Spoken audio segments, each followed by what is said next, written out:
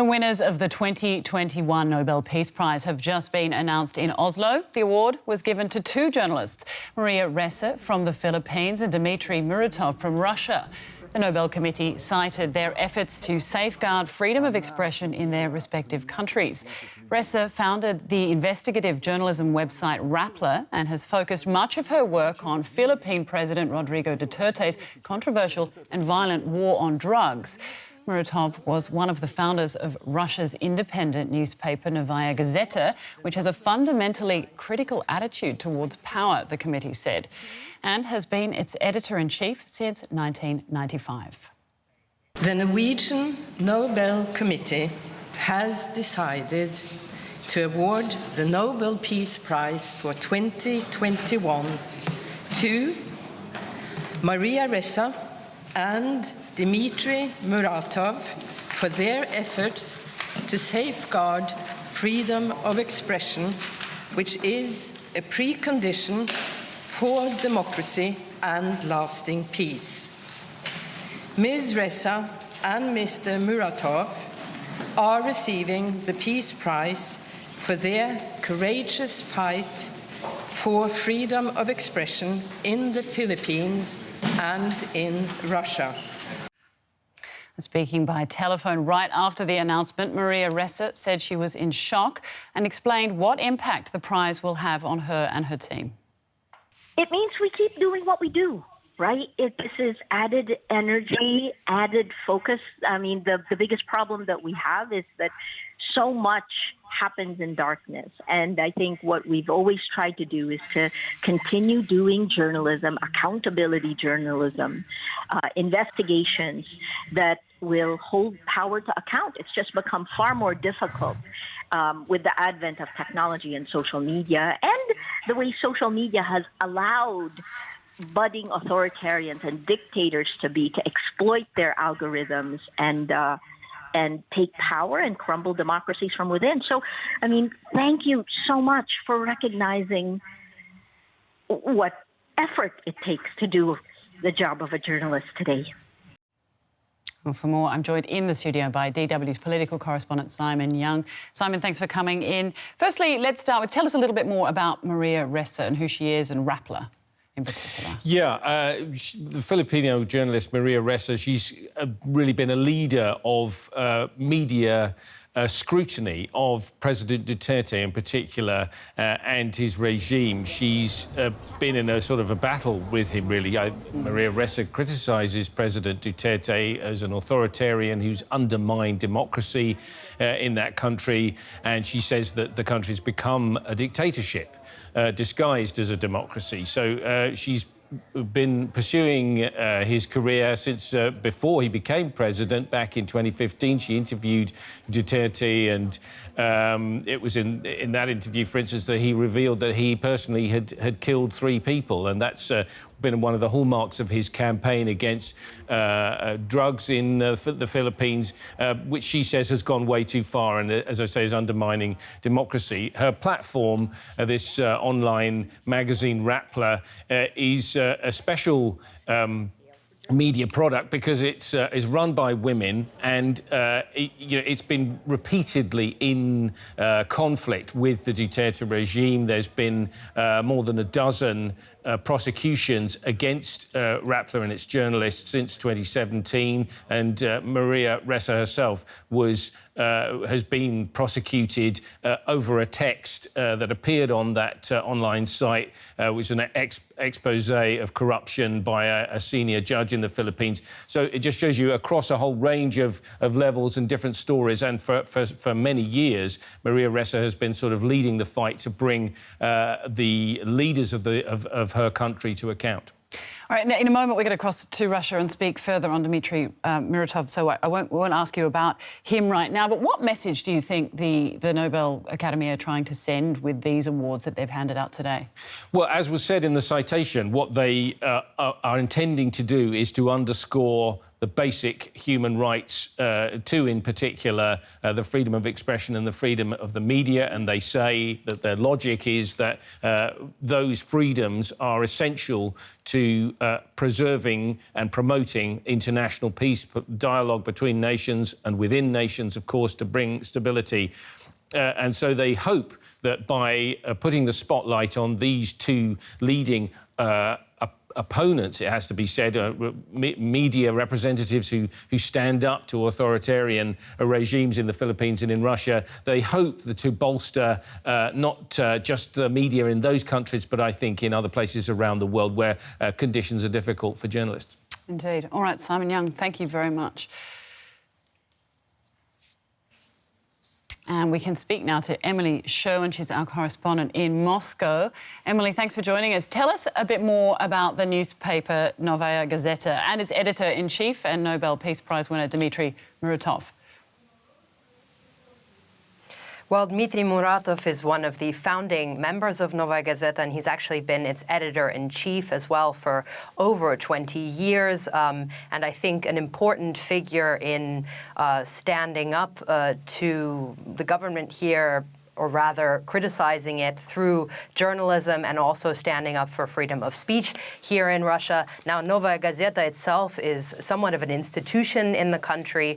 It's a newspaper that comes out 3 times a week, and they're really known for their investigative journalism, including particularly into human rights issues and also corruption. For example, it was one of the newspapers, one of the media outlets that revealed the presence of Russian soldiers in eastern Ukraine during the war there, and also the newspaper that revealed the fact that gay people in Chechnya, in the Russian region of Chechnya, were being tortured for their sexuality.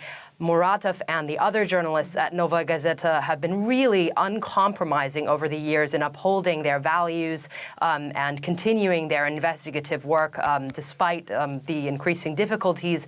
They've received a lot of threats over the years. One journalist that I spoke to in my reporting there about the newspaper told me that it sometimes feels like they're working in a war zone or, you know, walking over a minefield, because actually 6 of the journalists from that newspaper have been killed over the years for their work, including the well-known investigative journalist Anna Politkovskaya.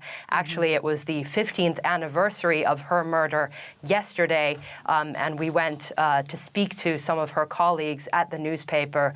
Let's take a look at our report. Journalist Yelena Kostyuchenko is having a first look at what used to be the office of Anna Politkovskaya, her colleague, shown here in archive footage. Now it's a museum in her honor. Kostyuchenko says Politkovskaya's in-depth reporting about the wars in Chechnya was the reason she came to work at the paper Novaya Gazeta as an intern. At the time, Anna Politkovskaya was still alive. She wrote about topics that no one else wrote about because they were too scared, and she wrote in a way that meant it was impossible to remain indifferent. Her words hit you right in your soul, and they stayed there. Kostyuchenko is an investigative journalist herself. She often writes about controversial social and political topics like LGBTQ rights and the presence of Russian soldiers in eastern Ukraine. She says Politkovskaya is her role model even now. I constantly keep her in my head as an example while I'm writing, all the time. Of course, I can hardly hope that I'll grow to her level. That's impossible.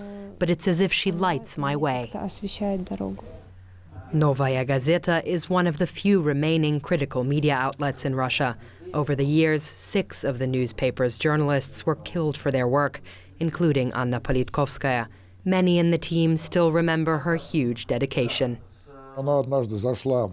Once she came into the canteen while we were having lunch and started saying the Chechens are torturing people, and everyone just said, Wait a minute, let's have some lunch first. She was always thinking about her work. There were always lines of people outside her office, people who had come from the Caucasus, from Chechnya, to ask for her help. We can't ever betray our journalistic standards, because that would also mean betraying the people who gave their life for honest journalism. We here continue their work.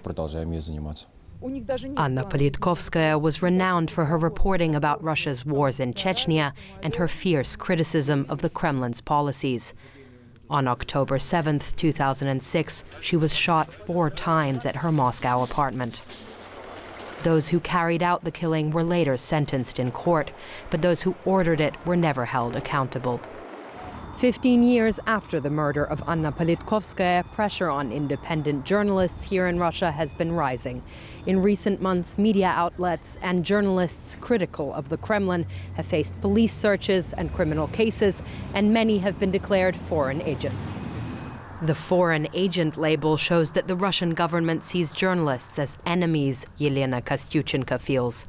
The reporter says she regularly receives threats for her work. But to her, Anna Politkovskaya's example shows that journalists must carry on, even in the face of intimidation. People who kill journalists or think about it cannot be allowed to be given the illusion that their actions will stop a certain topic being covered, that it could get them off the hook. It won't. When a journalist is killed, that person's colleagues must step up and take their place. Anna Politkovskaya's office will remain empty, but her fearlessness continues to inspire those who refuse to be silent. Inspiring those that refuse to be silent, indeed, and that's obviously what this award today was trying to say. But the award is about more than just one newspaper, Emily. It's also about freedom of press in Russia as a whole, which has come under severe threat in recent years. Tell us more. Well, I would say that Novaya Gazeta is becoming, a real rarity now on the media landscape in Russia.